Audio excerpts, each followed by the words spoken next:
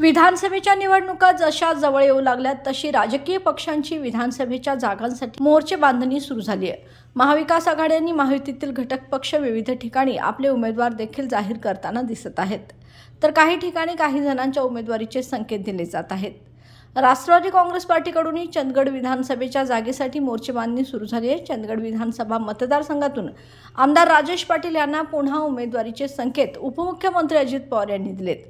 या मतदारसंघात भाजपकडून निवडणूक लढवण्यासाठी उपमुख्यमंत्री देवेंद्र फडणवीस यांचे निकटवर्तीय शिवाजी पाटील, संग्रामसिंह कुपेकर हे इच्छुक आहेत। मात्र अजित पवारांच्या या घोषणेमुळे महायुतीमधील इच्छुकांची कोंडी निर्माण झाली आहे। काल नेसरी येथील जनसन्मान यात्रा मेळाव्याच्या निमित्ताने पुढच्या 5 वर्षासाठी राजेश पाटील यांना पुन्हा विजयी करा असे सांगत अप्रत्यक्षपणे कोल्हापूर जिल्ह्यातून हसन मुश्रीफ यांच्यानंतर चंदगडचा दुसरा उमेदवारच अजित पवार यांनी जाहीर केलाय। यावेळी त्यांनी आमदार राजेश पाटील यांच्या भाषणादरम्यान कौतुक केले।